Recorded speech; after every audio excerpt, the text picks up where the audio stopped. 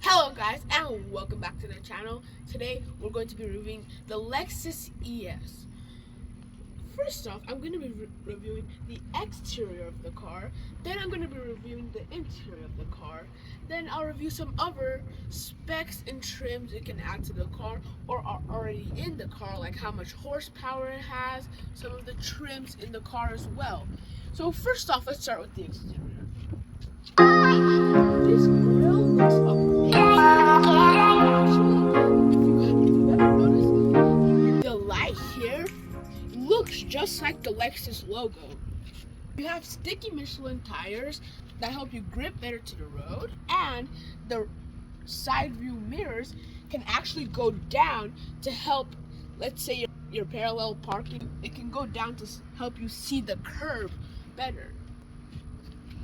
And also, let's say you lock the car, all you have to do is go up to it. You don't even have to put your key on the door or anything. All you have to do is go up to it. It detects that you have the key near you and it automatically opens the door.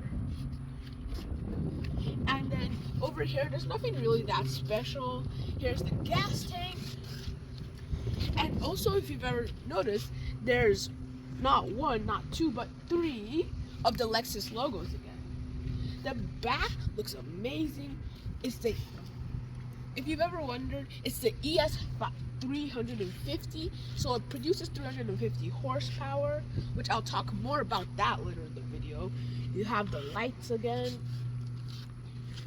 The outside of the car is really nice, but the inside of the car is even nicer. So now we're going to be moving on to the interior. Starting with the interior, you have really nice wood over here.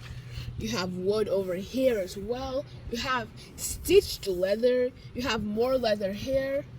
But the only disadvantage is that there's some plastic here, a bit more plastic on the dashboard, and even more plastic here.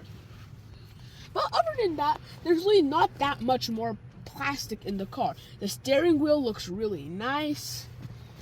Most cars have this, but it shows when a door is open. And if you've ever wondered, the Lexus ES is the better version of the Toyota Camry. Lexus is like the more luxury brand of Toyota. Like the Lexus LX is supposed to be the Toyota RAV4, and the Lexus ES is supposed to be the Toyota Camry, but just more luxury. And here you have these magical opening door that reveals a pretty deep storage space, which also has an outlet. You have some storage space here, and then actually this is really cool, but this is actually a mouse pad. You have your modes up here. You can switch from normal to eco to sport, and when you change your modes, it changes the color. So right now it's in sport mode. It says so right here. Eco mode. And right now it's in normal mode. When there's nothing there, that just means it's in normal mode. To put it in all those modes, you have to press this up here. To put it on normal, you click this. Sport, you go up. Eco, you go down. And as I've already said, no mode, just normal mode is here. And what I was just talking about is this mouse pad, which if you see here, whatever selected is what you're gonna be like using. Let's say you want to do something with the audio. That was the navigation app, which isn't installed on this Lexus, but it's clearly installable. The only thing I don't like about this is that it's not the most responsive. I guess it's pretty responsive, and it's really cool how they managed to put a mouse pad in a car, which I'd only expect in a computer, but it's actually pretty cool. You have your analog clock here. Then you have the start and stop engine, which right now the car is in park, as you can see here. Here you have your gear shifter. And so here you have your temperature, all your check lights are off, that's your seatbelt thing. Then there's your clock. There's your Fahrenheit measure. Again, it doesn't measure in Celsius though. You have your normal seat belt. You have your airbag here. Just that's all normal. You have all of your AC controls up here. You have all your radio controls down here. Your volume system is here. Then you have, for the driver's side, the AC. Then for the passenger side, the AC, which I think is really cool. It isn't actually featured in the Toyota Camry. You have some more outlets. You have your headphone jack for some reason. You have a cup holder. And you have stitched leather seats, stitched leather headrests. Then here is some of the speakers. You have your rear view mirror, which it can be, it can be a normal rear view mirror, or you can make it a digital rear view mirror. You have your airbag for your passenger over here. You have your passenger AC over here. So in the back seat, you have some nice wood. You have stitched leather. You have your door handles. You have your speakers. You have your locks, which currently they're locked. You have your seat belts. Your airbag is over here. You have the pretty similar lights from the front, which you can turn on in either direction. The seat is not stitched, but it does have stitched headrests. It has a mini table. This can be a table, it can be a cup holder. And then here is your entrance to the trunk, which I'm not gonna do that. You have your thing to pull it is actually very stitched. It's a really nice car. You have more of the leather seats. In fact, the bottom of the seats is actually stitched. You have your cup holders. Down here, you have some more storage space. You have more storage space over here. Then you have your ACs, which aren't controlled by you, but you can control how strong they are. You have these fancy things. You have a 12V or 120 watt charger. You have your normal USB-Cs. You don't have a USB, but you don't have any USB-Cs because, well, they just decided not to. And also, may I mention that this car is really luxury. It only costs $40K, depending on which trim you get. It can cost $40,000, anywhere in between $40,000 and $50,000. But if you customize it enough, it can reach up to $55,000.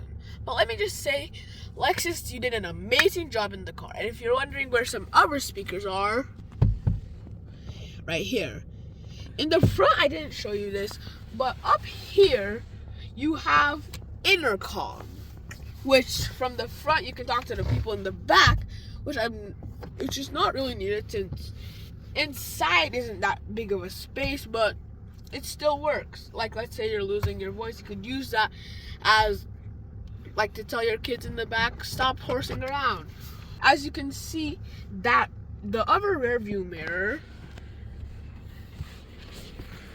is pointed down to the ground, which when I moved it, which I talked about earlier, can help you see the curb.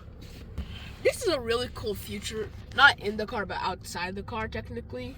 But you can actually use speakers to, like, let's say someone in front of you isn't going on the green light. You can use your speakers to tell them to move politely.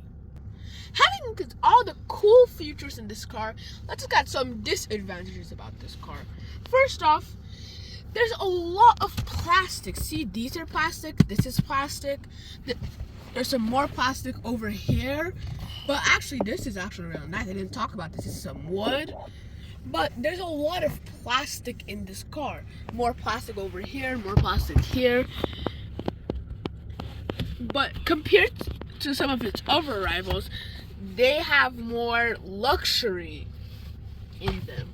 But still, you can't really be bothered about it so much when it costs 40 to 50K, and you're really like upgraded Camry luxury wise, so you can't really make a big fit about it. And also, if you're a taller person, you might not fit as well. If For me as a kid, I can still fit perfectly in this, but let's say you're a taller, like 6-foot person, sitting in the middle would just be horrible for you. Sitting here, if you have to move to the side, your head might bang against this since it goes down instead of like keeping a straight structure. So now we're back outside. We're gonna be looking at the trunk of the car. Back here, we have this net so nothing hits this part of the trunk. And if, let's say you're kidnapped, there's this lever where you can open the trunk and escape, which you're most likely not gonna get kidnapped. And if I remove this, because it's getting in the way, it reveals the very large trunk, which includes a first aid kit, and under here is secret storage. You have a bit of storage on here, but there's a lot of storage in this car. It's a massive. Now you have like this carpet in the trunk, and it's just a really nice trunk. So now let me hook this back up. And also, this has some Velcro on it, so it can stick onto this or even this. Let me just show you real quick. You hook that up there. You hook this up there. And if you put this here, it could practically stand on its own. And did I forget to mention that this can be opened to show for there to be even more storage space. And now we're going into the engine of the Lexus ES350. Here we have the engine, and by the way, this is really, really hot. The engine oil, here's where you put the engine oil. The wiper fluid is here. Some cylinders are in here, and please do not touch it. It's very hot. I have to talk about some of the engine specs too, like how it pumps out 267 pound-feet of torque. It also has 302 horsepower. I was wrong about it having 350, but it has 302 horsepower. It does 0 to 60 in it's a luxury car, so it's slower. It does 0 to 60 in 6.1 seconds. But if you get some of the more sportier versions or more luxurious versions, you can get a quicker car. But this has a 3.5 liter V6, which is actually really good. It has an 8-speed automatic.